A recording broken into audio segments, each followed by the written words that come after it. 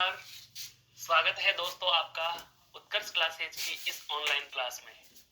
दोस्तों, आज आपकी इस परीक्षा के लिए एक जो अपने आप में है बहुत बड़ा, लेकिन पूछा जाता है आपकी हर बार परीक्षा में एक या दो प्रश्न जो ऐसे समाहित कर लिए जाते हैं। क्या एक बिंदु आता है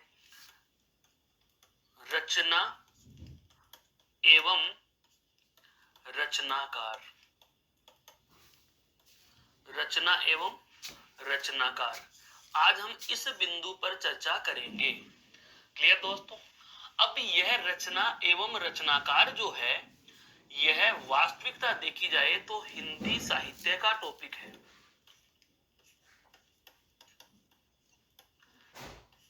किसका बिंदु है भाई? यह हिंदी साहित्य का बिंदु है, लेकिन हम इसे व्याकरण की दृष्टि से पढ़ रहे हैं। किससे पढ़ रहे हैं? हिंदी व्याकरण के ज्ञान के आधार पर इसमें से प्रश्न पूछे जाते हैं। हिंदी साहित्य के रचनाएं और रचनाकारों का अगर हम जिक्र करें तो दोस्तों, हिंदी में असंख्य की संख्या में, हजारों लाखों की संख्या में रचनाएं हैं और हजारों लाखों की संख्या में ही क्या है? रचनाकार हैं। सर, क्या हमें इतने सारे याद करने पड़ेंगे? दोस्तों, यदि साहित्य पढ़ोगे तो इतने ही याद करने पड़ेंगे, लेकिन यदि सब्जेक्टिव की बात की जाए जैसा कि इस परीक्षा में आपके प्रश्न आते रहे हैं और पूछे जाते हैं और पूछे जाने की संभावनाएं हैं, केवल एक से दो प्रश्न ऐसे आते हैं जो रचनाएं और रचनाकार से संबंधित होते हैं कि कौन सी रचना किसकी है या किसकी रचना कौन सी है। ठीक है, तो इस जानकारी के लिए हमें एक मोटा मोटा खाका, एक मोटा मोटा आइडिया होना चाहिए किसका? हिंदी साहित्य का। विषयगत नहीं पढ़ रहे हैं। अगर विषयगत पढ़ा जाए तो हिंदी साहित्य अपने आप में लगभग 200 घंटे का टॉपिक है दोस्तों, लगभग 200 घंटे का बिंदु है। और हमें इस 200 घंटे की संपूर्ण वार्ता में से वो चीज उठानी है जो हमारे 30 मिनट के पेपर में पूछी जाती है, 1 घंटे के पेपर में पूछी जाती है, 2 घंटे के पेपर में पूछी जाती है। अर्थात थ्योरी से हमें कोई मतलब नहीं, विशेषताओं से हमें कोई मतलब नहीं, लक्षणों से हमें कोई मतलब नहीं, उदाहरणों से हमें कोई मतलब नहीं। हमें पता करना है कि लेखक कौन है, लिखा क्या है, कवि कौन है, कविता क्या है। बस ये चीजें हमें दोस्तों ध्यान में लेनी है, महत्वपूर्ण से। लेकिन इसके लिए हम जो शुरुआत कर रहे हैं वह हिंदी साहित्य के इतिहास के आरंभ से करते हैं। हिंदी साहित्य के इतिहास की बात कर रहे हैं। तो हिंदी साहित्य के इतिहास लेखन में दोस्तों, आपको पता है कुछ परंपराएं रही हैं। हिंदी साहित्य के इतिहास लेखन की क्या रही है दोस्तों? परंपरा रही है कि हिंदी साहित्य का इतिहास लेखन कुछ परंपराओं और पद्धतियों पर आधारित रहा है। सबसे पहले आता है दोस्तों कौन सा? वर्णानुक्रमी पद्धति। कौन सी पद्धति आई दोस्तों? वर्णानुक्रमी पद्धति। अर्थात वर्णों के अनुक्रम के अनुसार कवियों की लिस्ट बना ली गई थी। वर्णानुक्रम कैसे होता है? मान लीजिए जैसे कि ए नाम से शुरू होने वाले कवि अंगद जैसे पहले कवि हो गए। कवि अंगद जैसे पहले कवि हो गए, कहने का मतलब ए वाले पहले नाम पर आ जाएंगे। उसके बाद ऐसे इतिहास लेखन लिखे गए हैं, हिंदी में ऐसे इतिहास ग्रंथ लिखे गए हैं जिसमें रचनाएं और रचनाकारों का संकलन ऐसे किया है कि पहले ए नाम से शुरू होने वाले कवि और उनकी रचनाएं, फिर आ के नाम से शुरू होने वाले कवि, फिर उनकी रचनाएं, फिर ई के नाम से शुरू होने वाले कवि या लेखक और उनकी रचनाएं। यहाँ पर कवि, कवियत्री, लेखक और लेखिका सभी से मेरा आशय है दोस्तों। ठीक है, उसके बाद में आई थी आपके दोस्तों जो दूसरी पद्धति जिसको हम कह सकते हैं वह आई थी आपके कालानुक्रमी पद्धति। कौन सी आई थी? कालानुक्रमी पद्धति। अर्थात समय के अनुसार, कवियों के जन्म के अनुसार, कवियों के कालक्रम, कौन सा कवि किस समय रहा, कौन से कवि का जन्म कौन सा समय रहा, कौन से कवि का कार्य क्षेत्र कौन से समय में रहा, इस आधार पर अर्थात टाइम के अनुसार, जैसे हम कह सकते हैं डीओबी के अनुसार है दोस्तों, डीओबी के अनुसार भी क्या लिखे गए? इतिहास ग्रंथ लिखे गए, इतिहास ग्रंथ लिखे गए। उसके बाद जो आ रही थी तीसरी जो आपकी पद्धति आई थी दोस्तों, वह आई थी आपके कौन सी? जिसको हम कह सकते हैं महत्वपूर्ण पद्धति कहा गया था। बिल्कुल महत्वपूर्ण पद्धति कहा गया, जिसको हम रामचंद्र शुक्ल की पद्धति भी कहते हैं। आचार्य रामचंद्र शुक्ल का इतिहास है, आचार्य रामचंद्र शुक्ल की पद्धति। वर्णानुक्रमिक पद्धति क्या होती है? जिसमें वर्ण के क्रम के अनुसार, वर्णों के अनुसार क्या है, इतिहास ग्रंथ लिखे जाते हैं। गारसा द तासी कौन है दोस्तों? गारसा द तासी द्वारा लिखित ग्रंथ। कौन सा? द इस्तवार ले लिटरेचर हिंदुस्तानी, द लिस्तवार द हिंदुस्तानी, अर्थात गारसा द तासी की जो रचना है, गारसा द तासी की जो रचना है वह इसी तरीके की रचना है। उसके बाद कालानुक्रमिक पद्धति की हम बात करें तो दोस्तों, कालानुक्रमिक पद्धति अर्थात कवियों के जीवन क्रम को आधार बना करके क्या लिखी जाती है, कवियों का लेखन या इतिहास ग्रंथ लिखे गए। और इसमें आपके नाम आते हैं जॉर्ज ग्रियर्सन का। किसका नाम आता है दोस्तों? जॉर्ज ग्रियर्सन महोदय आते हैं। कौन आते हैं दोस्तों? ग्रियर्सन महोदय, ग्रियर्सन महोदय। उसके बाद जो रामचंद्र शुक्ल की पद्धति है जिसे कहा गया विधेयवादी पद्धति। कौन सी पद्धति कहा गया? विधेयवादी पद्धति, विधेयवादी, अर्थात वेन तेन रणे महोदय द्वारा पद्धति दी गई थी। वह कौन सी थी? आपके विधेयवादी प्रवृत्ति, जिसे हम व्यवस्थित एक इतिहास ग्रंथ में भी गिना करते हैं। उसके बाद में आई थी आपके गणपति चंद्रगुप्त की। किसकी आई दोस्तों? गणपति चंद्रगुप्त ने। और गणपति चंद्रगुप्त ने जो पद्धति दी वह कौन सी थी? आपकी वैज्ञानिक पद्धति। कौन सी थी दोस्तों? वैज्ञानिक पद्धति। वैज्ञानिक पद्धति पर इतिहास ग्रंथ लिखे गए। लेकिन ये जो सभी इतिहास ग्रंथ लिखे गए, इन सब में एक बहुत महत्वपूर्ण बात मानी गई, जैसा कि हम पढ़ते हैं हिंदी साहित्य के विकास क्रम के अनुसार कि हिंदी का आरंभ है दोस्तों, हिंदी का आरंभ जो है वह अपभ्रंश से हुआ। हिंदी का विकास अपभ्रंश से हुआ। तो हिंदी का विकास जो अपभ्रंश से हुआ, समय होता है दोस्तों आपका 1000 ईस्वी। इसे अधिकतर इतिहास ग्रंथों में लिखा गया है 1050 विक्रम संवत। क्या लिखा गया है? 1050 विक्रम संवत से हिंदी का विकास 1050 विक्रम संवत। यह समय जो है, यह तिथि जो है वह महत्वपूर्ण है हिंदी के विकास के लिए। हिंदी का विकास कब हुआ था? हिंदी का विकास कब से आरंभ हुआ? तो हिंदी का विकास हुआ 1050 विक्रम संवत से। तो हिंदी का विकास जो 1050 विक्रम संवत से आज तक की हम बात करेंगे। हिंदी का विकास 1050 से जो आज तक हुआ, इसमें कितने चरण आए, किस किस तरीके के सोपानों का गठन हुआ, कौन कौन से सोपान गठित हुए और हिंदी ने अपना विकास प्राप्त किया दोस्तों। तो ध्यान दीजिए, सबसे पहले हिंदी का हम क्या करेंगे? काल विभाजन। क्या करेंगे? काल विभाजन। और काल विभाजन किसका करेंगे दोस्तों? हम करेंगे 1050 से आज तक का। 1050 से आज तक का, 1050 से आज तक का काल विभाजन करते हैं दोस्तों, आज तक का अर्थात अद्यतन। तो 1050 से आज तक के इस समग्र इतिहास को हम 4 भागों में बांट लेंगे। कितने भागों में बांटेंगे दोस्तों? 4 भागों में बांट लेंगे। 4 भाग कौन कौन से हैं? सबसे पहला आरंभिक काल या जिसे कहा जाता है आदिकाल, ठीक है। उसके बाद में आदि का मतलब आरंभिक काल। उसके बाद में आता है पूर्व मध्य काल, तत्पश्चात उत्तर मध्य काल और उसके बाद में है आधुनिक काल। लिखना है साथ में। क्या सबसे पहला कौन सा है दोस्तों? आरंभिक। सबसे पहला कौन सा है दोस्तों? आरंभिक काल, ठीक है, आरंभिक काल। इस आरंभिक काल का हमें दूसरा नाम जो मिलता है वह मिलता है दोस्तों वीर गाथा काल। क्या मिलता है? वीर गाथा काल। वीर गाथा काल, इसे कई यह भी कहते हैं कि अपभ्रंश काल है। कौन सा कहते हैं? अपभ्रंश काल। लेकिन दोस्तों ये केवल ही अपभ्रंश नहीं था, इसमें लोक भाषा के साहित्य भी लिखे गए हैं। इसमें अमीर खुसरो जैसे खुसरो की पहेलियां हैं, अमीर खुसरो है, खुसरो की पहेलियां, वो लोक भाषा से है। मनोरंजन काव्य भी इसमें लिखे गए थे दोस्तों। तो सबसे पहला कौन सा हुआ? आरंभिक काल या वीरगाथा काल या अपभ्रंश काल। समय पूछे तो 1050 से लेकर के 1375 तक, 1050 से 1375 विक्रम संवत तक आपका कौन सा समय है? आरंभिक काल का समय माना गया। नंबर 2 पे आता है दोस्तों आपका पूर्व मध्यकाल, अर्थात मध्यकाल के पूर्व का समय, मध्यकाल का पूर्व का समय, जिसे दूसरा नाम दिया गया दोस्तों भक्ति काल का।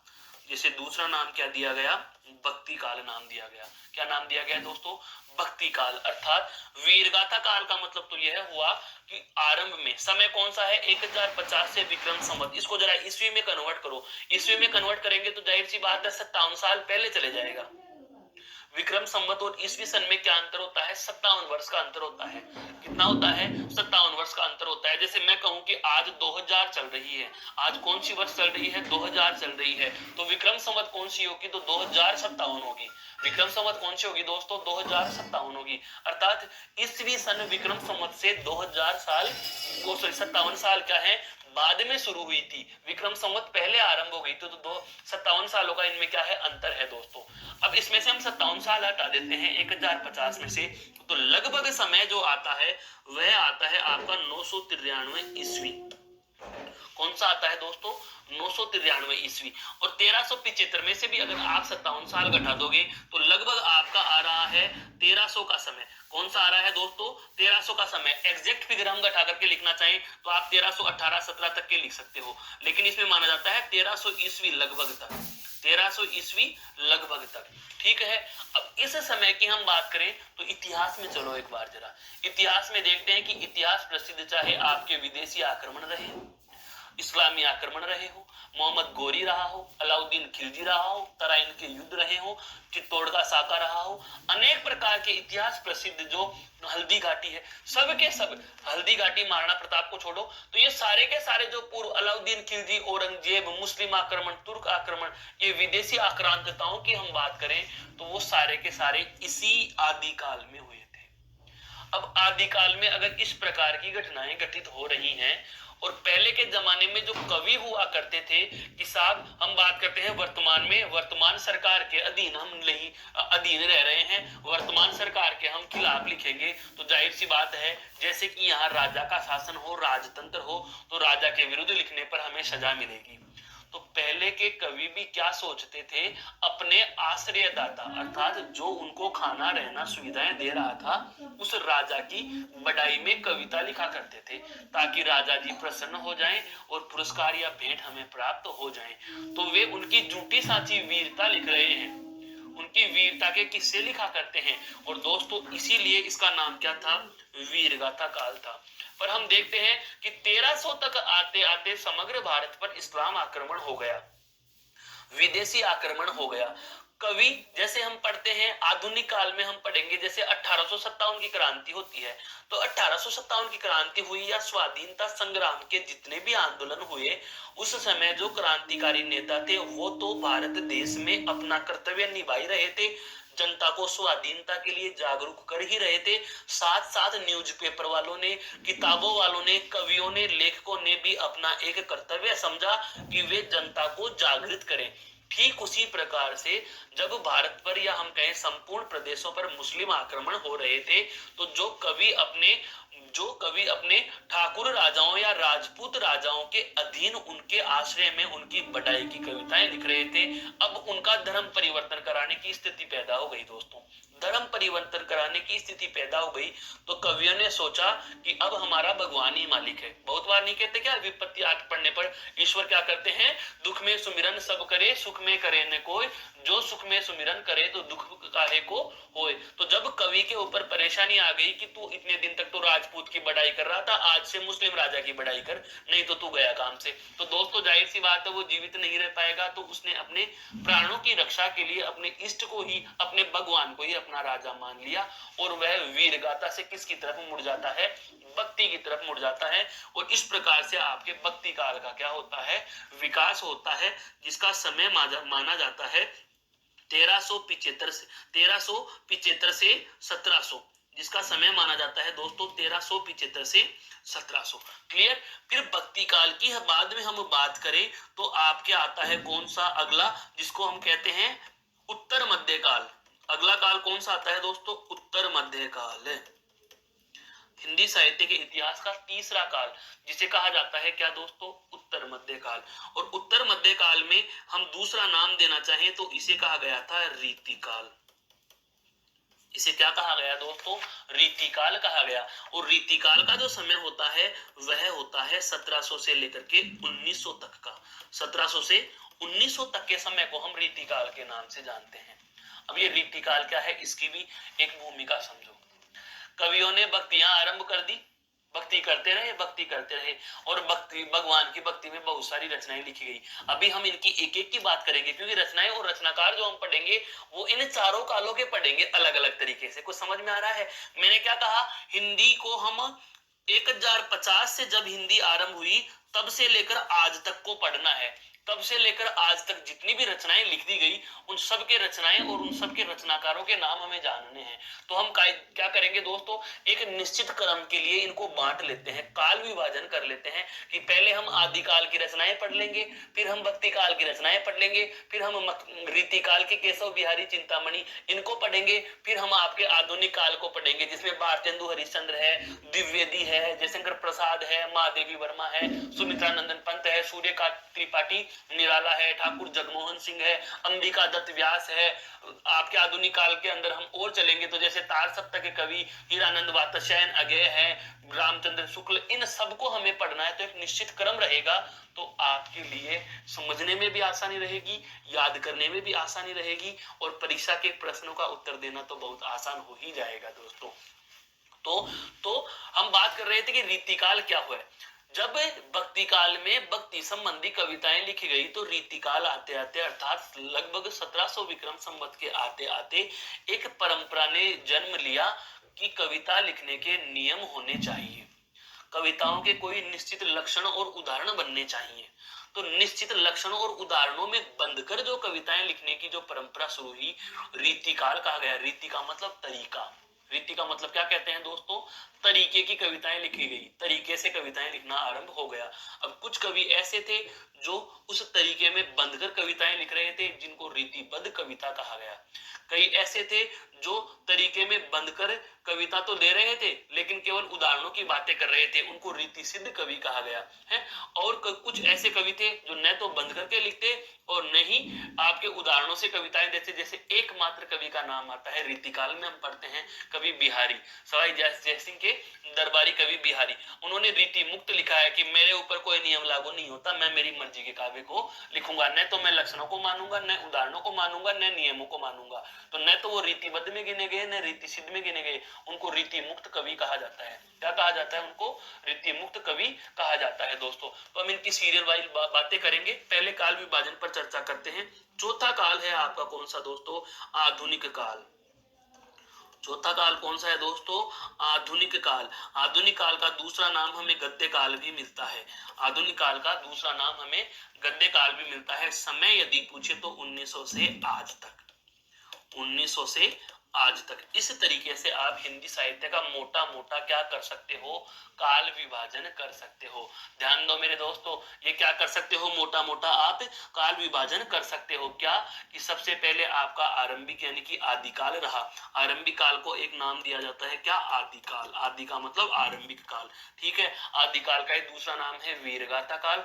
तत्पश्चात भक्ति काल, भक्ति काल के बाद रीतिकाल, रीतिकाल के बाद दोस्तों गद्य काल। तो हमें काल का पता चल चुका कि हिंदी का विकास इन 4 सीक्वेंस में हुआ, इन 4 सोपानों में हुआ। तो अब हम रचनाओं की चर्चा करेंगे दोस्तों। तो सबसे पहले हम बात करेंगे आरंभिक काल या आदिकाल की रचनाएं और उनके रचनाकार दोस्तों। तो हमारी हेडिंग क्या हो जाएगी अगली? क्या बिल्कुल क्रम से ही पढ़ना है तो ही सर याद होंगे। आदिकाल यानी कि वीर गाथा काल। समय 1050 से 1375 तक, 1050 से 1375 तक। एक तरफ लिखेंगे हम क्या? रचनाकार। एक तरफ क्या लिख लेंगे दोस्तों? रचनाकार। और एक तरफ क्या लिखेंगे? उसकी रचना। एक तरफ क्या लिखेंगे? उसकी रचना। अब दोस्तों यह बात और है कि आदिकाल में भी 3 प्रकार के काव्य लिखे गए थे। आदि काल में 3 प्रकार के काव्य लिखे गए थे, राज्याश्रित, लोकाश्रित, मनोरंजनाश्रित। क्लियर? राज्याश्रित में भी 3 प्रकार के हैं, सिद्ध, नाथ और जैन। तो हमें उनमें नहीं जाना, क्योंकि धर्माश्रित, राज्याश्रित और लोकाश्रित यदि हम पढ़ने लग गए तो वह हिंदी साहित्य के इतिहास में घुसना हो जाएगा। हमें इतिहास में नहीं घुसना, हमें तो केवल फैक्ट याद करना है, डायरेक्टली मैथ्स की तरह ट्रिक्स याद करनी है, रटने का है, जीके की तरह फैक्ट है इसमें। तो फैक्ट याद करने हैं कि लिखने वाला कौन है, लिखा उसने क्या है, लिखने वाला कौन है, लिखा उसने क्या है, लिखने वाला कौन है और लिखा उसने क्या है दोस्तों। तो इस प्रकार से हमें एक एक रचनाकार और उसकी एक एक की रचनाओं का क्या कर लेना है, ब्यौरा ले लेना है कि किसने क्या लिखा है दोस्तों, किसने क्या लिखा है। सबसे पहले हम बात करेंगे, सबसे पहले हम बात करेंगे नंबर 1 से। इतिहास ग्रंथ लिखना आरंभ हो रहा है, वहीं से आरंभ कर रहा हूं। क्या? गारसा द तासी। सबसे पहले हमने बात की किसकी दोस्तों? गारसा द तासी। नंबर नहीं लगाएंगे, नंबर लगाएंगे तो कितनी गिनती लिखोगे आप, हैं? गारसा द तासी, गारसा द तासी की रचना। और गारसा द तासी की रचना क्या है? इस्तवार, जैसे कि अभी मैंने बोल के भी बताया था, इस्तवार, इस्तवार द ला लिटरेचर एंदुई हिंदुस्तानी, लिटरेचर एंदुई हिंदुस्तानी, हिंदुस्तानी नहीं करना है, हिंदुस्तानी। क्लियर? यह इतिहासकार हैं, आदिकाल के नहीं है, ये इतिहासकार हैं दोस्तों, इतिहासकार, इतिहासकार, जिसकी हमने अभी अभी बात की थी। क्या? कि जिन्होंने इतिहास ग्रंथ लिखना आरंभ किया था, जिन्होंने इतिहास ग्रंथ आरंभ किया था। उसके बाद में आता है शिव सिंह सेंगर, शिव सिंह सेंगर आते हैं। कौन आते हैं? शिव सिंह सेंगर, जिनके ग्रंथ का नाम है शिव सिंह सरोज। क्या नाम है जिनका? शिव सिंह सरोज। जिनका ग्रंथ का नाम क्या है भाई? शिव सिंह सरोज है। क्लियर? शिव सिंह सरोज, शिव सिंह सेंगर का कौन सा ग्रंथ है दोस्तों? शिव सिंह सरोज है। उसके बाद में आता है मिश्र बंधु, मिश्र बंधुओं की रचना है मिश्र बंधु विनोद, मिश्र बंधु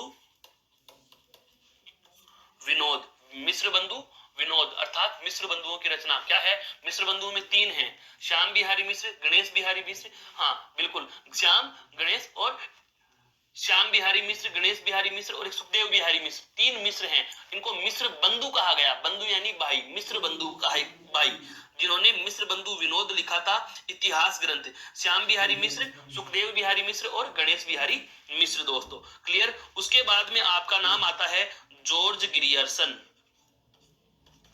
जॉर्ज ग्रियर्सन। और जॉर्ज ग्रियर्सन ने लिखा था क्या? मॉडर्न द मॉडर्न वर्नाक्यूलर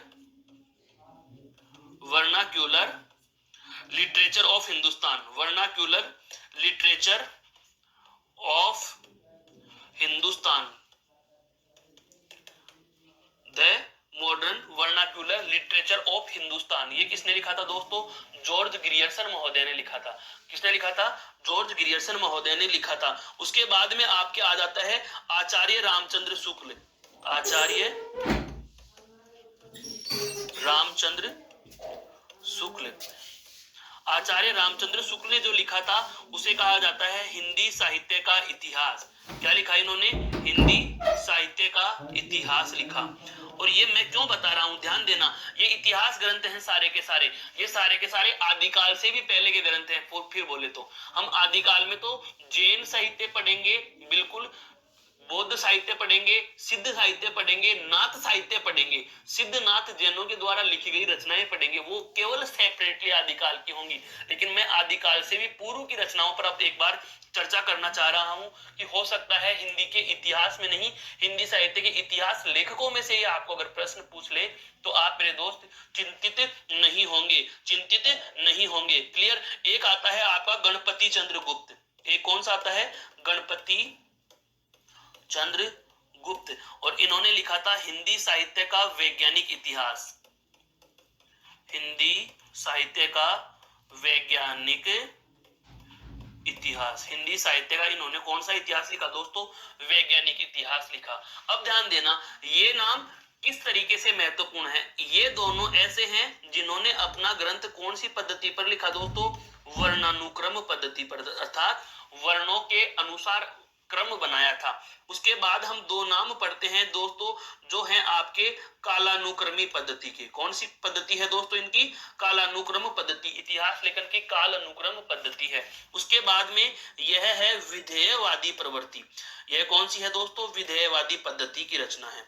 और यह आपकी कौन सी है? वैज्ञानिक पद्धति है। कौन सी है दोस्तों? वैज्ञानिक पद्धति। कौन सी पद्धति है दोस्तों?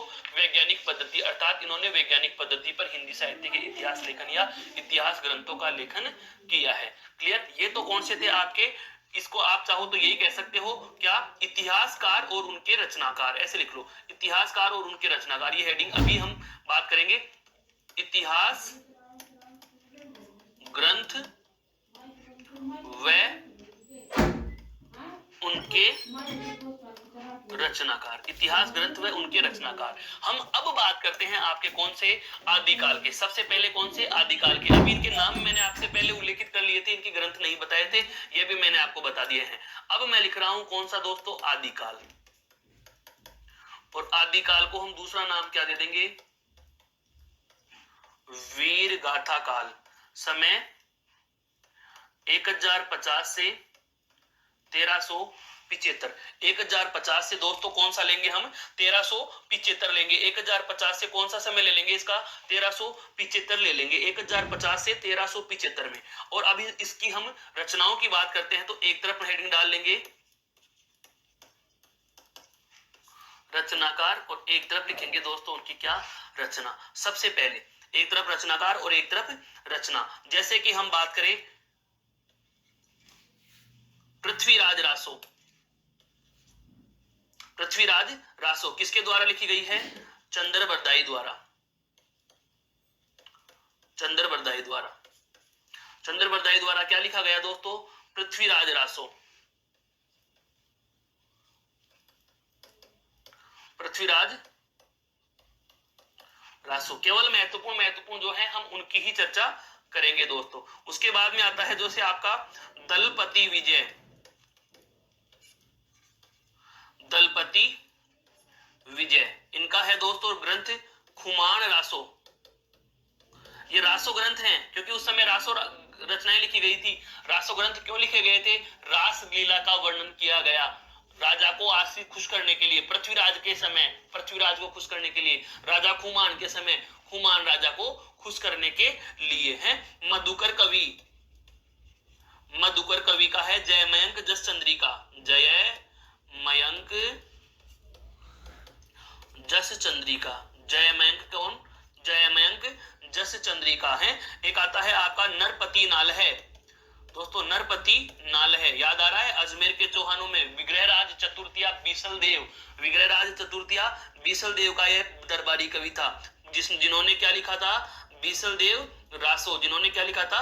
बीसल देव रासो। 2.5 दिन का झोपड़ा। बिल्कुल 2.5 दिन का झोपड़े पर ये वाली चीजें हमारे महत्वपूर्ण हैं। एक है आपके विद्यापति। एक कौन है दोस्तों? विद्यापति। विद्यापति ने क्या लिखा था भाई? विद्यापति ने लिखी थी पदावली, या हम कह सकते हैं विद्यापति की पदावली। विद्यापति पदावली। विद्यापति पदावली। दोस्तों एक है आपके कौन? अमीर खुसरो। एक कौन है दोस्तों आपके? अमीर खुसरो। और अमीर खुसरो की रचनाएं हैं क्या? खुसरो की पहेलियां हैं। खुसरो की पहेलियां। खुसरो की क्या है दोस्तों? पहेलियां। खुसरो की क्या है? पहेलियां हैं। इसके अलावा हम और बात करें और रचनाकारों के हम नाम लेने चाहें तो दोस्तों आपके जैसे और नाम आते हैं क्या? जगनिक। नाम आता है कौन सा आपका? जगनिक। जगनिक ने लिखा था परमार रासो। जगनिक ने क्या लिखा था? परमाल रासो। परमाल रासो। प्रमाल रासो लिखा था। जगनिक ने क्या लिखा था? प्रमाल रासो है। नल सिंह। नल सिंह ने लिखा था हमीर रासो। हमीर। नल सिंह ने लिखा था विजयपाल रासो। विजयपाल रासो दोस्तों। विजयपाल। विजयपाल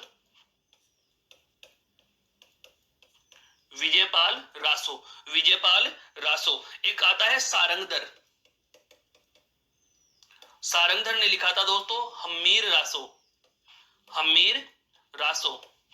हम पढ़ते हैं रणथंबोर के चौहान, राजा हम्मीर देव चौहान। सिंह सहन सतपुरुष वचन कदली फलत एक बार, त्रिया तेल हम्मीर हट चढ़े ने दूसरी बार।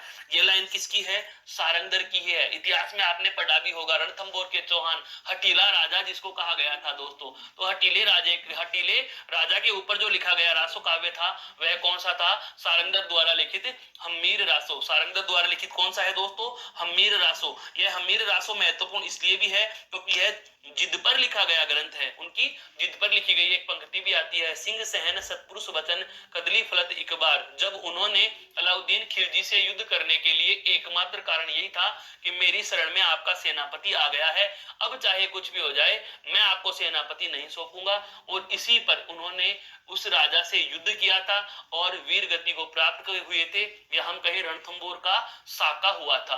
तो रणथंबोर के चौहान राजा हम्मीर देव के लिए, उनकी जिद के लिए कहा जाता है यह है कि सिंह सहन सतपुरुष वचन कदली फलक एक बार, सिंह तिरिया तेल हमीर हट चढ़े ने दूजी बार। विद्यापति की एक विद्यापति पदावली है, एक इनका रचना है कीर्ति लता है दोस्तों, एक इनकी रचना है कीर्ति पताका। ये भी दोनों साथ में आप ऐड कर लेना, कीर्ति लता और कीर्ति पताका। ये सारे के सारे कौन से हैं दोस्तों? आपके वीर काल, वीरगाथा काल, आरंभिक काल या आदिकाल की रचनाएं और उनके क्या हैं? रचनाकारों का हमने उल्लेख किया है। मोटे मोटे रचनाकार मैंने आपके साथ साझा कर दिए दोस्तों, जो बहुत ज्यादा महत्वपूर्ण है। आदिकाल में कौन कौन से रचनाकार हैं? तो चंद्रबरदाई, पृथ्वीराज रासो, दलपति विजय, खुमान रासो, मधुकर कवि, जयमंग, जस चंद्रिका है, नरपति नाले का, बीसल देव रासो, विग्रहराज चतुर्थ, अजमेर के चौहानों में हम पढ़ते हैं। विद्यापति की विद्यापति पदावली, कीर्ति लता, कीर्ति पताका, अमीर खुसरो की पहेलियां, खुसरो की पहेलियां, जगनिक का है परमाल रासो, नरसिंह भट्ट का है विजयपाल रासो। नरसिंह भट्ट का क्या है दोस्तों? आपका विजयपाल रासो। और इसके अलावा आपके हैं सारंगधर के कौन? आपका हम्मीर रासो। और अन्य रचनाएं अभी इसकी किसकी? आदिकाल की दोस्तों हैं, आदिकाल की रचनाएं, आदिकाल या वीरगाथा काल, आदिकाल या वीरगाथा काल। समय वही 1050 से 1375, 1050 से 1375 तक। इधर लिख रहे हैं हम कौन? रचना, रचनाकार, और एक तरफ हम क्या लिखेंगे? रचना। लिखने वाला कौन और लिखा उसने क्या है? लिखने वाला कौन है और लिखा उसने क्या है दोस्तों? क्लियर? तो जैसे आता है पउम चरियू, नाम सुने हैं दोस्तों आपने? पउम चरियू, नय कुमार चरियू, पउम चरियू और नय कुमार चरियू। ये बहुत अच्छे से समझ में लेनी है दोस्तों इनको, है। एक व्यक्ति के नाम होता है स्वयंभू, जिनको हम कह सकते हैं कि जैन साहित्य में इन्होंने राम कथा लिखी थी। जैन साहित्य में इन्होंने क्या लिखी थी दोस्तों? राम कथा लिखी थी, जिनकी रचना का नाम है पउम चरियू,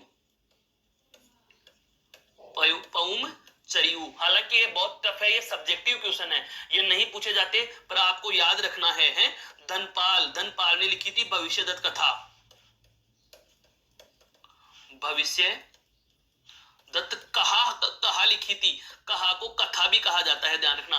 भविष्यदत्त कहा या भविष्यदत्त कथा जिसकी रचना को कहा गया। एक है आपके नाम राम सिंह ने कहा क्या लिखा था? पाहुड़ दोहा। राम सिंह ने क्या लिखा था दोस्तों? पाहुड़ दोहा लिखा था, है। एक आते हैं आपके अब्दुल रहमान, क्या आते हैं दोस्तों? अब्दुल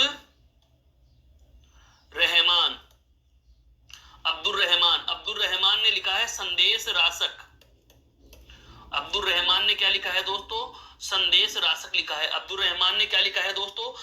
संदेश रासक। और जिसकी हमने छंदों में भी बात करी थी, किसने? हेमचंद्र ने लिखा है क्या? हेम छंदोनुशासन, हेम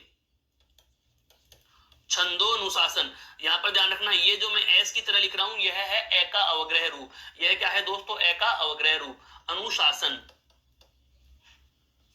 हेम छंदोनुशासन, हेम छंदोनुशासन आपके देवसेन के द्वारा रचित रचना का नाम है दोस्तों श्रावकाचार। देवसेन की रचना कौन सी है भाई? श्रावकाचार है। देवसेन ने क्या लिखा? श्रावकाचार लिखा है। देवसेन ने क्या लिखा? श्रावकाचार। एक है आपके नाम शालीभद्र सूरी है, शालीभद्र सूरी ने लिखा था भ्रतेश्वर बाहुबली रास, भ्रतेश्वर बाहुबली रास, भ्रतेश्वर बाहुबली रास है। जैसे एक आता है आपका सरहेपा है दोस्तों, एक नाम आता है सरहेपा, जिन्होंने लिखा था दोहा कोश। क्या लिखा था दोस्तों? दोहा कोश, दोहा कोश है, दोहा कोश। एक अन्य नाम आता है दोस्तों सबरपा। अर्थात ये हैं आपके सारे के सारे हम कहें सिद्ध कवि, सारे के सारे क्या है? सिद्ध कवि। अभी जो हमने लिखे थे ये ऊपर, ये जो नाम है, ये नाम आपके आ रहे हैं दोस्तों जैन कवियों में। किसमें आ रहे हैं? जैन कवियों में। ये कौन है आपके? सिद्धनाथ और जैन, सिद्धनाथ और जैन। नाथ कवियों में एक नाम आएगा कौन सा? गोरखनाथ, गुरु गोरखनाथ, जिनकी रचना का नाम क्या है?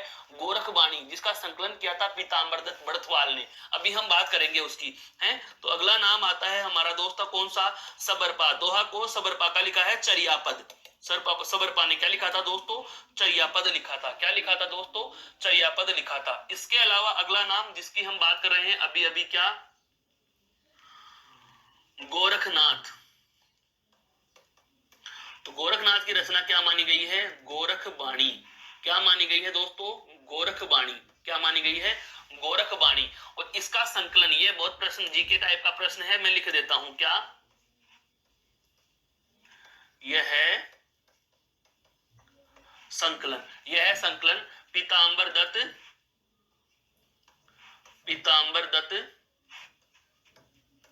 बड़थवाल ने किया। यह संकलन किसने किया था दोस्तों? पीताम्बर दत्त बड़थवाल ने किया था। क्लियर हुआ? तो मुख्य हम रचनाओं की बात कर रहे हैं जो आदिकाल की रचनाएं थी। सबसे पहले मैंने आपके समक्ष जो चर्चित लिए वे आदिकाल के रासो ग्रंथ ले लिए। कौन से ग्रंथ ले लिए? रासो ग्रंथ लिए हैं, जिसमें आपके हैं चंद्रबरदाई का पृथ्वीराज रासो, दलपति का कुमार रासो, मधुकर का जयमंक, जसचंद्री का, विद्यापति का पदावली, कीर्तिलता और कीर्तिपता का रासो में नहीं है, ध्यान देना। यह है रासो नहीं है, ये लोकाश्रित कविताएं हैं, लोकाश्रित रचनाएं हैं दोनों हैं। अमीर खुसरो की पहेलियां, जगनिक का है परमाल रासो, नरसिंह भट्ट का है विजयपाल रासो, सारंगधर का है दोस्तों हमीर रासो। उसके बाद में मैंने रचनाओं और रचनाकारों में लिए हैं आपके सिद्धनाथ और जैन, सिद्धनाथ और जैन। तो सबसे पहले आए हैं हमारे कौन से? जैन कवि स्वयंभू में पौम चरियु, धनपाल, राम सिंह का पाहुड़ दोहा, अब्दुल रहमान संदेश रासक, हेमचंद्र का हेमचंदो अनुशासन है, देवसेन का श्रावकाचार, शालीभद्र सूरी का भ्रतेश्वर बाहुबली रास। और उसके बाद में हमने दो नाम ऐसे भी लिए हैं जो आपके सिद्ध हैं, सिद्ध सिंह सरहपा, दोहा कोश और सबरपा चर्यापद। ये शिष्यों की परंपरा है। सरहपा का सबरपा का डोंबिपा है। इस तरीके से डोंबिपा की रचना का नाम है डोंबी गीतिका। क्या नाम है? डोंबी गीतिका, डोंबिपा, ये भी लिख लीजिए। डोंबिपा की रचना का नाम क्या है दोस्तों? डोंबी गीतिका, डोंबी गीतिका, डोंबिपा की रचना है डोंबी गीतिका। क्लियर? ये गुरु शिष्य हैं सारे के सारे। ये क्या है? जो नीचे चल रहे आ रहे हैं ऑर्डर में, ये गुरु हैं। और नाथ साहित्य में कौन सा मिलता है? गुरु गोरखनाथ। और गोरखनाथ की रचना कौन सी है दोस्तों? आपके गोरखबाणी। गोरखनाथ की रचना कौन सी है? गोरखबाणी। तो ये सारी की सारी रचनाएं कौन से काल की थी दोस्तों? ये सारी की सारी रचनाएं थी आपके आदिकाल की। क्लियर? आदिकाल की मुख्य रचनाएं हो गई। अब हम बात करेंगे दोस्तों किस पर? भक्ति काल पर। किस पर वार्ता करेंगे हमारे साथियों? भक्ति काल पर। भक्ति काल, दूसरा नाम क्या था इसका? पूर्व मध्यकाल। समय है 1375 से 1700। समय क्या है? 1375 से 1700। पहले इसकी रचनाएं और रचनाकार पढ़े, उससे पहले जिस प्रकार से हमने आदिकाल को दिमाग में एक चार्ट के रूप में प्रस्तुत किया, वैसे ही अब भक्ति काल को रखो। देखो, भक्ति काल की समस्त रचनाओं को हम दो भागों में बांटते हैं। अर्थात भक्ति काल की जो भक्ति हुई थी वह दो प्रकारों की भक्ति हुई थी। कितने प्रकारों की हुई दोस्तों? दो प्रकारों की हुई। एक भक्ति हुई आपके कौन सी? निर्गुण भक्ति। कौन सी हुई दोस्तों? एक तो निर्गुण भक्ति और एक भक्ति हुई कौन सी? आपके सगुण भक्ति। एक तो भक्ति कौन सी हुई? निर्गुण की भक्ति। निर्गुण भक्ति का मतलब जो भगवान का रूप रंग आकार नहीं मानते, जिनका मानना यह है कि सर्वत्र ईश्वर व्याप्त है, सब जगह भगवान विराजमान है, वो कौन से हैं भाई? निर्गुण काव्य। और सगुण का मतलब है कि जो भगवान की कोई रूप रंग आकार या मूर्ति मानकर पूजा करते हैं, वो कौन से हैं? सगुण भक्ति में। फिर क्या हुआ? निर्गुण भक्ति पुनः दो भागों में बट जाती है। निर्गुण भक्ति पुनः दो भागों में बट जाती है, जिसमें एक नाम आता है दोस्तों ज्ञान मार्गी शाखा। क्या नाम आया? ज्ञान मार्गी। और इस ज्ञान मार्गी का दूसरा नाम हमें मिलता है ज्ञानाश्रयी शाखा। कौन सा मिलता है दोस्तों? ज्ञानाश्रयी शाखा। ज्ञान मार्गी या ज्ञानाश्रयी अर्थात ज्ञान के माध्यम से ईश्वर को प्राप्त किया जा सकता है। अरे भाई, भक्ति काल का उद्देश्य क्या है? ईश्वर ईश्वर का संदर्भ यहाँ है मोक्ष प्राप्ति। क्या है भाई? मोक्ष प्राप्ति की लालसा। सभी कवियों की इच्छा है कि हमें मोक्ष मिल जाए, ठीक। तो उन्होंने दो प्रकार की भक्ति करी। कुछ कवि ऐसे रहे जिन्होंने निर्गुण की भक्ति की, अर्थात उनका मानना यह था कि भगवान का कोई रूप रंग आकार नहीं होता, कण कण में ईश्वर व्याप्त है, ईश्वर को कण कण में आप मान करके चले, हर जगह से आपको ईश्वर देख रहा है। यह होती है निर्गुण की भक्ति, जो भगवान को सर्वत्र मान रहे हैं, कोई रूप रंग आकार नहीं मानते। दूसरे थे कि नहीं, इस मूर्त में भगवान है, मूर्त को ही पूजा करेंगे, बस मंदिर से बाहर आ गए, भगवान से दूर हो गए, मंदिर के अंदर चल गए, भगवान की मूर्ति के सामने बैठ गए, भगवान के पास बैठ गए, वो होते हैं सगुण। फिर निर्गुण में भी दो प्रकार के आए, दो प्रकार से भगवान की भक्ति करके हम क्या करते हैं, अब दो प्रकार से उन्होंने भगवान की भक्ति की। एक तो क्या था कि ज्ञान मार्ग से, अर्थात हम अपनी जो ईड़ा पिंगला सुषुम्ना नाड़ी होती हैं, उनको ध्यान केंद्रित करके हम ईश्वर को प्राप्त कर सकते हैं। और दूसरी जो निर्गुण शाखा थी वह थी प्रेम मार्गी। कौन सी थी दोस्तों? प्रेम मार्गी। मलिक मोहम्मद जायसी, जिन्होंने आत्मा और परमात्मा को प्रेमी प्रेमिका के रूप में अभिव्यक्त किया है, जिसका दूसरा नाम मिलता है प्रेमाश्रयी शाखा। जिसका दूसरा नाम क्या मिलता है दोस्तों? प्रेमाश्रयी शाखा। क्लियर? सगुण के भी, फिर सगुण में भी दो प्रकार की भक्तियों ने विकास प्राप्त किया। सगुण में दो प्रकार की भक्तियां कौन कौन सी आई दोस्तों? एक आई राम भक्ति, एक कौन से आए? राम भक्ति काव्य धारा, अर्थात राम मार्गी। कौन से आए? राम मार्गी है। और एक आए दोस्तों कृष्ण भक्ति काव्य। एक कौन सा आया दोस्तों? कृष्ण भक्ति काव्य, अर्थात भगवान श्री कृष्ण मार्ग, अर्थात कृष्ण को भगवान मानते हैं। एक तो ये कह रहे हैं कि भगवान कौन है? राम है। और एक ये कह रहे हैं कि भगवान कौन है? श्री कृष्ण है। राम मार्ग या राम भक्त कवियों का कहना था कि राम की पूजा करेंगे, राम भक्त कह रहे हैं राम की पूजा करेंगे तो मोक्ष मिलेगा, ईश्वर की प्राप्ति होगी। और कृष्ण भक्ति वाले कह रहे हैं कि कृष्ण की पूजा करेंगे, कृष्ण की भक्ति करेंगे तो कृष्ण ही सच्चे ईश्वर है, कृष्ण से हमें क्या हो जाएगी? मोक्ष की प्राप्ति हो जाएगी। तो भक्ति काल में कितने प्रकार की शाखाएं बन गई दोस्तों? चार प्रकार की शाखाएं बन गई। कौन कौन सी बन गई? ज्ञान मार्गी, प्रेम मार्गी, राम मार्गी और कृष्ण मार्गी। अर्थात ज्ञान और प्रेम तो है निर्गुण भक्ति में, और कृष्ण और राम है सगुण भक्ति में। दो दो के दो भाग निर्गुण और सगुण के रूप में आपके समक्ष हो जाते हैं। अब इनके महत्वपूर्ण कवि कौन है वो भी जान लीजिए। तो ध्यान देना, ज्ञान मार्गी शाखा के प्रमुख कवि, ज्ञान मार्गी शाखा के जो प्रमुख कवि हैं दोस्तों, उनका नाम है कबीरदास। प्रमुख कवि कौन है? कबीरदास। और प्रेम मार्गी शाखा के प्रमुख कवि कौन है? जायसी, मलिक मोहम्मद जायसी। राम मार्गी शाखा के प्रमुख कवि कौन है दोस्तों?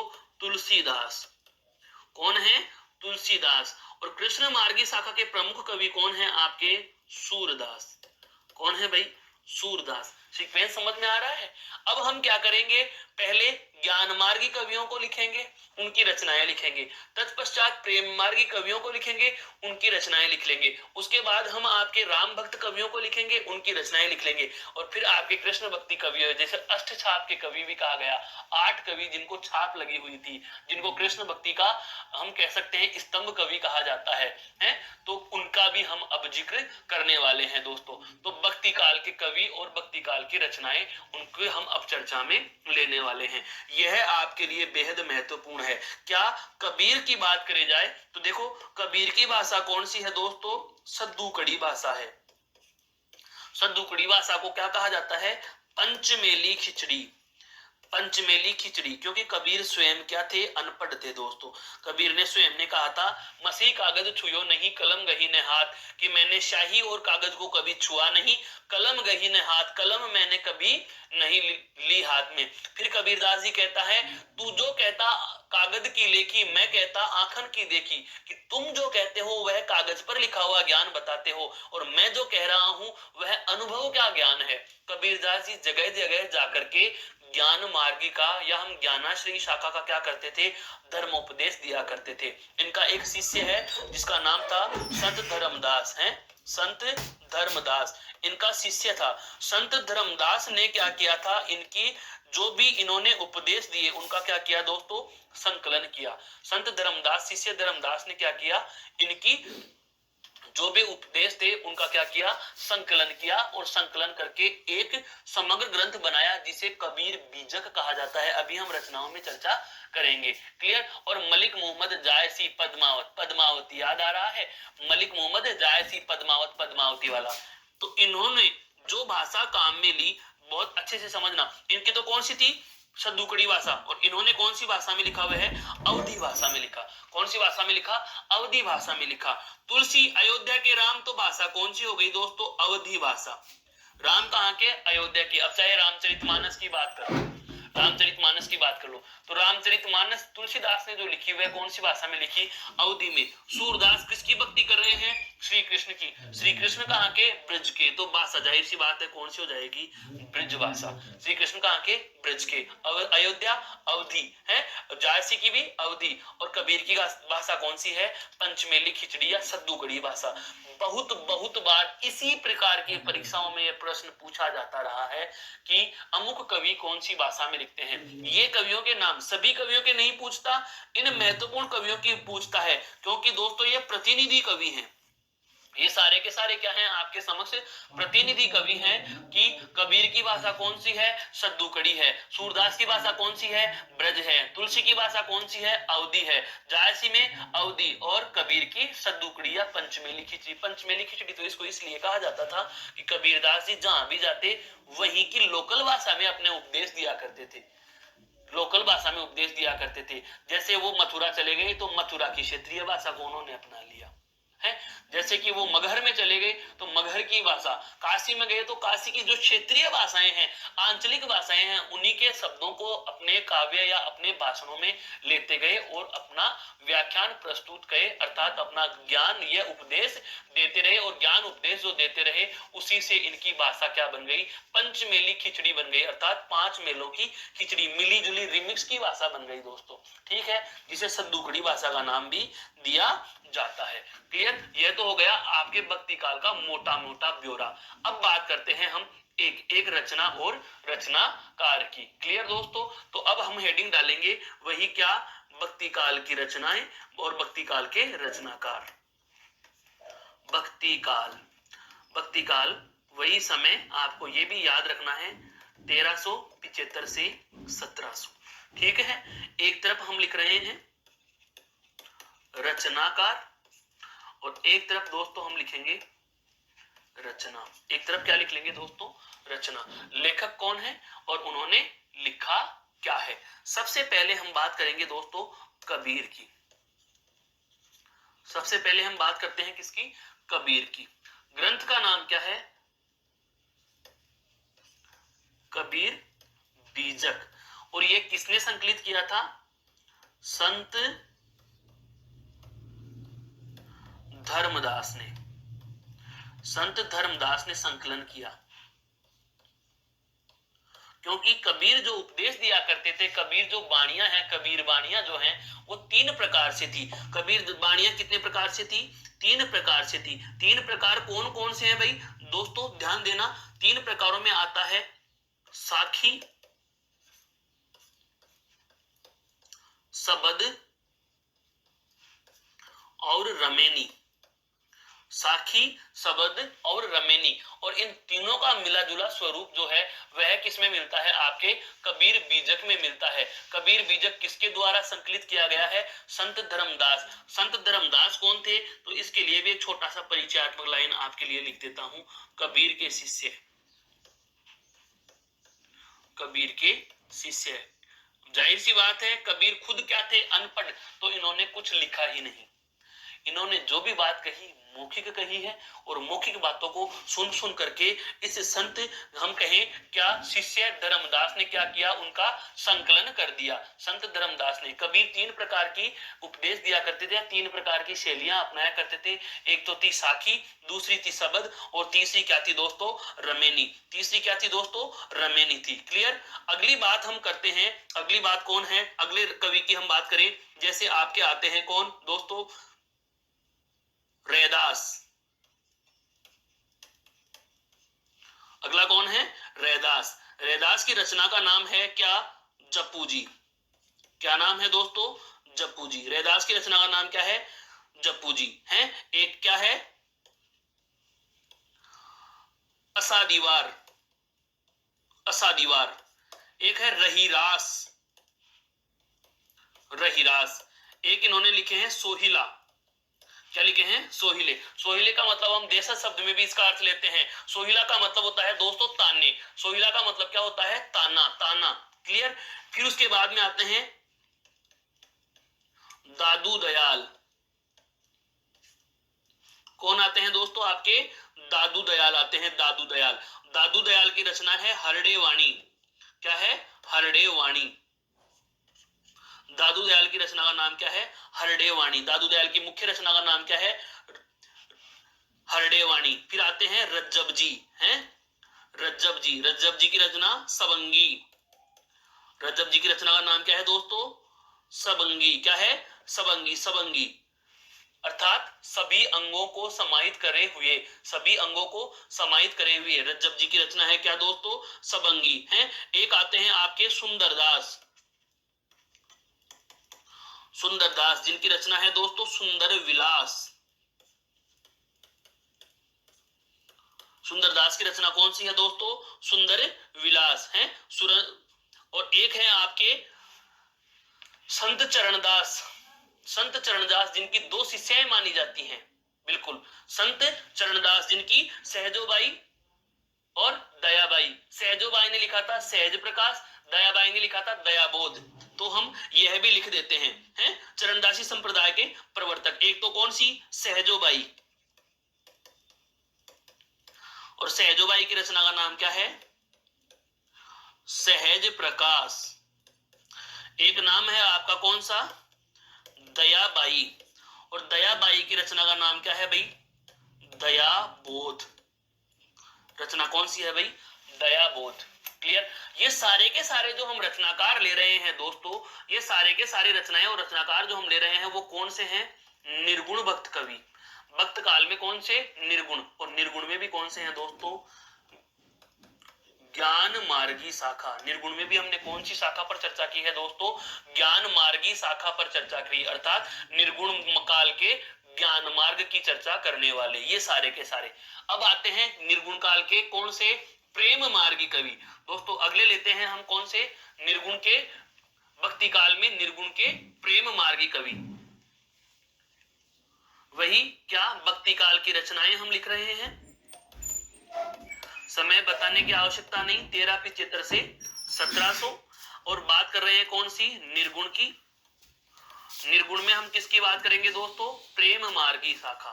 कौन सी शाखा की बात करेंगे, प्रेम मार्गी। अर्थात जिनका यह कहना था कि प्रेम के मार्ग को अपनाकर ईश्वर को प्राप्त किया जा सकता है, प्रेम के मार्ग को अपनाकर भगवान को प्राप्त किया जा सकता है।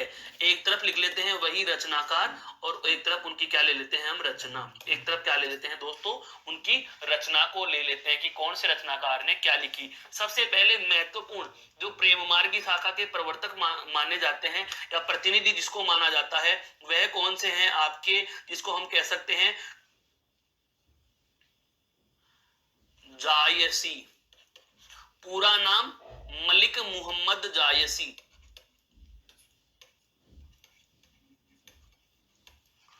मलिक मुहम्मद जायसी। और ग्रंथ का नाम क्या है, पद्मावत। ग्रंथ का नाम क्या है दोस्तों, पद्मावत। मलिक मोहम्मद जायसी का ग्रंथ कौन सा है? पद्मावत। इसके अलावा प्रेम मार्गिया प्रेम शाखा के और कवि कौन है, तो उनका भी हम उल्लेख कर लेते हैं दोस्तों। जैसे एक आता है कौन आपका असाइयत। असाइयत के द्वारा रचना लिखी गई है हंसावली। कौन सी रचना है दोस्तों? हंसावली लिखी गई है, हंसावली है। मुल्ला दाऊद, मुल्ला दाऊद का आपको पता है चंदालोर कथा है कौन सी? चंदायन। चंदायन मुल्ला दाऊद ने कौन सी लिखी है दोस्तों? चंदायन। एक है ईसरदास, ईसरदास, ईसरदास की है सत्यवती कथा। ईसरदास की रचना कौन सी है दोस्तों? सत्यवती कथा। एक है आपका कौन? कुतुबन, ये बहुत बार पूछा गया है दोस्तों। कुतुबन, कुतुबन की रचना का नाम क्या है? मृगावती। कुतुबन की रचना कौन सी है दोस्तों? मृगावती है, मृगावती। बहुत बार पूछता है ये क्या, कुतुबन की रचना, कुतुबन की रचना कौन सी है? मृगावती। क्लियर, ये सुमेलित भी करवा लेता है। कुतुबन, मृगावती, ईसरदास, सत्यवती कथा, मुल्ला दाऊद, चंदायन, असायत, हंसावली और जायसी का कौन सा है दोस्तों? आपके पद्मावत ग्रंथ है। जायसी का कौन सा है दोस्तों? पद्मावत ग्रंथ है। जायसी का पद्मावत ग्रंथ है। यह बहुत महत्वपूर्ण है बिल्कुल। ये जरूरी इसलिए भी है, जो पद्मावत ग्रंथ है, पद्मावत ग्रंथ में हम बात करें रानी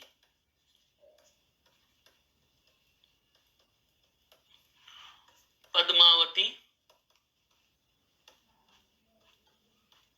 रानी पद्मावती का वर्णन, रानी पद्मावती का वर्णन किया गया है। एक चीज।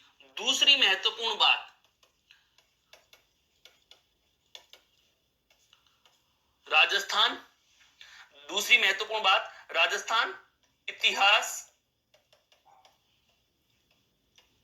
युद्धों की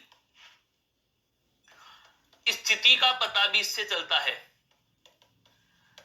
राजस्थान युद्धों की स्थिति का बोध होता है। क्लियर। दूसरी अगली महत्वपूर्ण बात, प्रतीकात्मक शैली में लिखा गया है। कौन सी शैली में लिखा गया है? ये प्रतीकात्मक रूप में भी लिखा गया है। प्रतीकात्मक रूप में लिखा गया, ये महत्वपूर्ण है। जीके की दृष्टि से पूछा जाता है, हिंदी में नहीं, जीके में पूछ लेते हैं। जीके में पूछ लिया जाता है, अवधि का साहित्य या अवध साहित्य में पूछ लिया जाता है। भाषा कौन सी है दोस्तों? तो आप कहेंगे क्या? भाषा अवधि है। भाषा कौन सी है? अवधि है दोस्तों। भाषा कौन सी है? अवधि है। और इस संपूर्ण जो पद्मावती रचना में जो महत्वपूर्ण भूमिका निभाई थी, जैसे हम बात कर सकते हैं आपका कौन, एक तो राघव चेतन ब्राह्मण है दोस्तों, एक तो कौन आपका राघव चेतन ब्राह्मण, और एक आपका हीरामन तोता। एक आपका कौन? हीरामन तोता। एक है आपके कौन? राजा जी रत्नसेन है। राजा जी कौन? रत्नसेन। रानी कौन? पद्मिनी। रानी कौन? पद्मिनी या पद्मिनी है। रानी कौन? पद्मिनी। और जगह कौन सी? अगर इसकी शैली की बात की जाए तो यह कड़बक शैली की रचना है दोस्तों। कड़बक शैली की रचना, कड़बक शैली की रचना। हालांकि ये साहित्य के प्रश्न है, लेकिन आपको यदि जीके की दृष्टि से पूछ लिया जाए तो मेरे दोस्त घबराने की आवश्यकता नहीं है। रानी पद्मावती या रानी पद्मिनी का वर्णन राजस्थान के युद्धों की स्थिति का इसमें बोध होता है, जो कि प्रतीकात्मक शैली में लिखा गया है, जिसमें आसुरी बुद्धि, सांसारिक बुद्धि, सात्विक बुद्धि, काया, मन, चेतन, सबकी बातें की गई है। महत्वपूर्ण भूमिका राघव चेतन ब्राह्मण और आपके हीरामन तोता की होती है। राघव चेतन ब्राह्मण जिसने असुरी शक्ति को बताया था रानी पद्मिनी के सौंदर्य के बारे में, और हीरामन तोता जिसने यह सूचना दी थी कि रत्नसेन तुम्हें लेने आ गए हैं, और पद्मिनी वहां से भागने के प्रयास में रहती है। तो इस प्रकार से जो आपका एक प्रकार से रानी पद्मिनी जाकर के रत्नसेन से मिलना चाह रही है, मिलने स्वयं नहीं जा पाती, तो उन्होंने हीरामन तोते के माध्यम से अपना सारा संदेश लिख करके भेज दिया था। लिख करके सारा संदेश उस हीरामन तोता के माध्यम से भेज दिया गया था। राघव चेतन ब्राह्मण एक आसुरी शक्ति का रूप है, आसुरी शक्ति की भूमिका का निर्वहन करता है। हम ये कह सकते हैं सह खलनायक की भूमिका इस व्यक्ति ने निभाई है दोस्तों। क्लियर। तो ये सारे के सारे कौन से हैं? निर्गुण प्रेमाश्रयी शाखा के। संपूर्ण की भाषा कौन सी होगी दोस्तों? तो आप ध्यान रखना, इन संपूर्ण की भाषा अगर आपसे पूछी जाए तो अवधी भाषा है। संपूर्ण की भाषा कौन सी है? अवधी भाषा है। हाँ, एक जरूर आपका इस असहित की भाषा अगर आपसे पूछी जाए तो यह राजस्थानी भाषा में है। असहित कौन सी भाषा में है भाई? यह राजस्थानी भाषा में लिखा गया है। असहित कौन सी भाषा में लिखा गया है दोस्तों? यह राजस्थानी भाषा में लिखा गया है। और बाकी सारे के सारे कौन से के हैं? अवध के हैं। अवधी भाषा के साहित्य या अवधी भाषा के प्रेमाश्री का शाखा के रचनाएं और आपके समक्ष रचनाकार प्रस्तुत किए हैं। ये भक्ति काल के दो शाखाएं हो चुकी। भक्ति काल की दो शाखा कौन कौन सी? चार में से ज्ञान मार्गी, प्रेम मार्गी, राम भक्ति और कृष्ण भक्ति में हम ज्ञान की बात कर चुके हैं। प्रेम मार्गी कवि और उनके रचनाकारों की बात कर चुके हैं। दोस्तों हम अब बात करेंगे अगली कक्षा में। अगली कक्षा में हमारी बात होगी दोस्तों आपके सगुण भक्त कवियों में। सगुण भक्ति में हम पहले बात करेंगे आपके कृष्ण भक्त की और एक है आपके राम भक्त कवियों की। तत्पश्चात हम बात करेंगे रीतिकाल की और फिर हमारी वार्ता होगी दोस्तों आधुनिक काल पर। क्लियर? तो दोस्तों आज की क्लास को हम यही विराम देते हैं। अगली कक्षा में हम फिर से मिलेंगे इसी बिंदु को आगे बढ़ाते हुए। अभी रचनाएं और रचनाकार पूर्ण नहीं हुए हैं भक्ति काल के, जो हम निर्गुण भक्ति पढ़ चुके हैं। अब पढ़ेंगे भक्ति काल की निर्गुण के बाद में सगुण भक्त कवियों की धारा के साथ। हम पुनः आपसे मिलेंगे, पुनः आपसे साझा होंगे। तब तक के लिए आप इनका बार बार दोहरान करें, अभ्यास करें। धन्यवाद। जय हिंद, जय भारत दोस्तों।